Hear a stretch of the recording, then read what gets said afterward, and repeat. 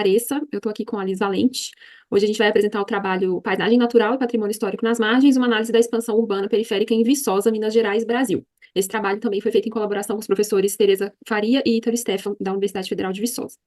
Bom, o crescimento das cidades brasileiras geralmente é caracterizado como rápido e não planejado, levando a uma desconexão entre núcleos urbanos centrais e áreas de expansão das cidades. O estudo das áreas de expansão urbana é importante para garantir o desenvolvimento sustentável, uma vez que essas áreas muitas vezes apresentam uma mistura de usos, pois são áreas onde não existe uma vocação espacial ainda consolidada. Então, constituem-se de áreas com especial interesse para o planejamento urbano. No nosso trabalho, a gente observou diversos estudos já consolidados sobre o processo de urbanização em Viçosa, mas poucos estudos se aprofundaram sobre a ocupação urbana na região norte do município. Não existem estudos que investiguem principalmente a ocupação ao longo da várzea do rio Turvo Sujo, que é um curso d'água importante na cidade, e da linha férrea também. E faltam dados sistematizados sobre a ocupação da região em acervos oficiais, o que ressalta também a importância da nossa pesquisa para sistematizar essas informações. O objetivo do nosso trabalho, então, é analisar o processo de expansão urbana na região norte da cidade de Viçosa, examinando a sua relação com o Rio Turvo Sujo e o traçado da antiga ferrovia. Para isso, a gente fez uma pesquisa com uma abordagem qualitativa e com um caráter descritivo e exploratório. Basicamente, a gente utilizou a pesquisa bibliográfica e documental, a observação direta e a elaboração de mapas temáticos para coletar os dados, e a gente analisou esses dados por meio da sistematização de informações em sequência cronológica de eventos, e também análise comparativa de mapas temáticos e de registros fotográficos antigos e atuais. Bom, o município de Viçosa, então, ele está localizado na mesorregião da Zona da Mata Mineira, é um município que tem atualmente 76.430 habitantes, e é também uma referência como um polo educacional no Brasil, devido à presença da Universidade Federal de Viçosa. Aqui nessa imagem a gente vê um pouco da conformação, né, do traçado dos limites do município e também da área urbanizada, além da passagem da ferrovia, que é um elemento importante para a gente aqui nessa análise. Bom, o recorte espacial que a gente está trabalhando se encontra no eixo estruturante, né, no encontro, na verdade, de dois eixos estruturantes da paisagem urbana de Viçosa, que são o Rio Turvo Sujo e o trecho da ferrovia que percorre as suas margens. Nessas áreas, a ocupação urbana tem um interesse especial para a preservação e para a resiliência urbana, uma vez que há uma característica de ocupação de fundos de vale. Aqui a gente apresenta alguns eventos em sequência cronológica que são de interesse para a nossa análise, mas especialmente a questão da implantação da ferrovia em Viçosa a partir de 1885 e a construção, então, da estação de Silvestre em 1913, que vai também, né, esses elementos vão nortear a ocupação urbana nessa região do município. Aqui a gente tem uma imagem do início do século XX, uma vista da área, onde a gente observa o percurso do Rio Turvo Sujo e também a passagem da ferrovia, além da presença da estação de Silvestre e de uma fábrica de tecidos, que foi, então, uma das primeiras indústrias na cidade, que norteou, então, a ocupação e induziu o desenvolvimento dessa área do município, principalmente ali no final do século XIX e início do século XX. Só para a gente comparar também, uma imagem, né, mais ou menos do mesmo ângulo, mostrando, então, a ocupação nessa região até o momento atual. Aqui também algumas imagens importantes para a gente, em termos de contextualização da estação de Silvestre, que é um elemento histórico importante. A estação foi construída em 1913, e aí ao longo do século XX, principalmente a partir da desativação da linha, né, nos anos 90, ela ficou bastante negligenciada. Ocorreu o tombamento no ano de 2011, né, concluiu-se o processo no ano de 2011, e apenas em 2024, recentemente, ela foi reformada e está num processo de consulta pública para verificar qual tipo de uso que vai dar para esse edifício. O que a gente observa em relação à área adjacente é que os trilhos foram aterrados e atualmente a via é utilizada por veículos e pedestres. Um outro elemento importante também aqui da nossa análise é a presença da Cachoeira do Silvestre. A Cachoeira do Silvestre é um monumento natural, né? Foi considerado um monumento natural em 2010, com uma lei municipal, e neste ano também, de 2024, tem sido dado evolução ao processo do plano de manejo para esse patrimônio, visando preservar essa beleza natural que atualmente se encontra num estado de descaso. A gente tem alguns registros, né, sobre o acesso a esse local, como que não existe, né, nenhum acesso público, existe atualmente um pontilhão que cobre parte dessa paisagem e há um descaso muito grande em relação a essa área próxima ao rio. Outra parte importante da nossa análise foram a produção dos mapas temáticos, que apresentam a evolução da ocupação urbana e os padrões de desenvolvimento espacial ali na região. Foram produzidos, então, uma sequência de 10 mapas que a gente vai conhecer agora.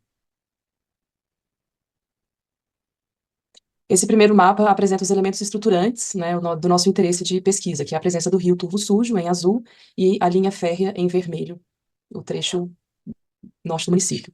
Em seguida, aqui a gente destaca esses dois patrimônios, né, naturais, a Cachoeira do Silvestre e o patrimônio cultural e arquitetônico, que é a presença da estação ferroviária. Mas na década de 1970 também tem a chegada dessas rodovias, a BR-120 e a 482, que corroboram com a indução e o crescimento urbano dessa região.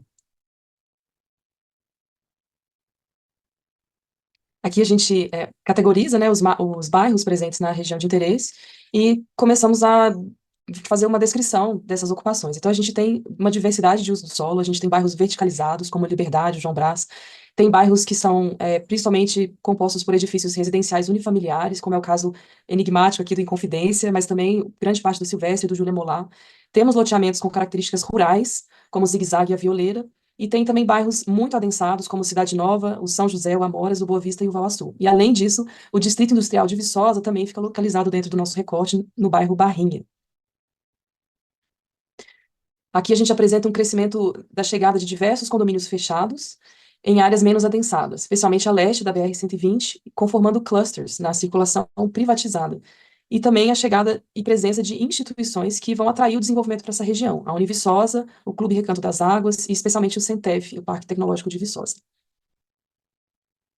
O adensamento da região consolida a área como eixo de expansão da cidade. E configura aqui, esse mapa, a gente vê essa heterogeneidade dos setores censitários, quer dizer, áreas muito adensadas, pouco adensadas, e uma coincidência dos bairros mais adensados também com as regiões de topografia mais acidentada.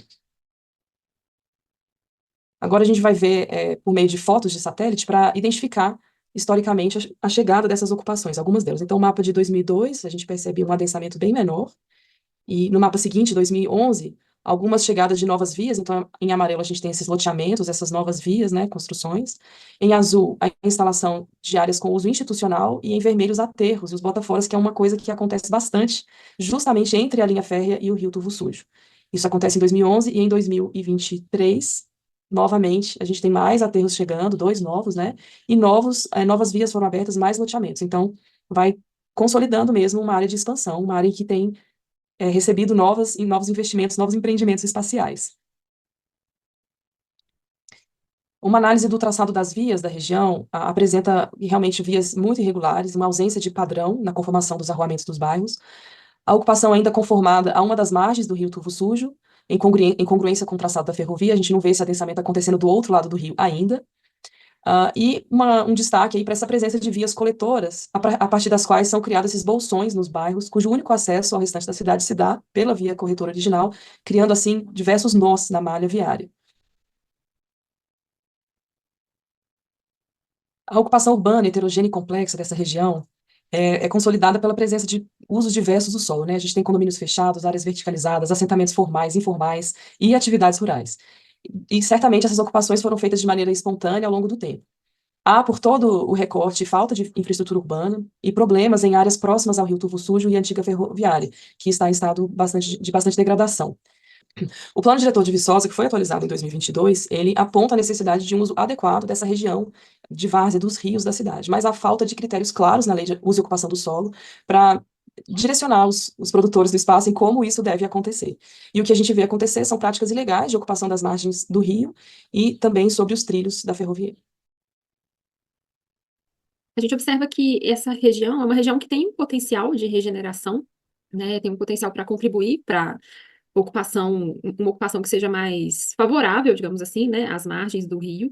A gente percebe, por exemplo, a presença da cachoeira, do Silvestre, como uma área de interesse que pode ser explorada, né, para um uso público, e estruturas históricas também próximas à ferrovia, como a estação.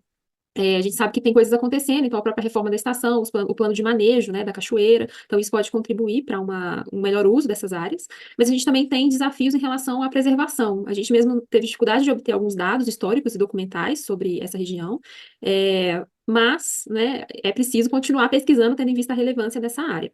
E a gente acredita, então, que essa preservação, que ter um olhar mais atento para essa região, vai contribuir para a consolidação, para a preservação da memória local, da história também, da cultura local, bem como para o meio ambiente e para a qualidade de vida da população de Viçosa como um todo. A gente agradece a É isso, atenção. obrigada. É isso.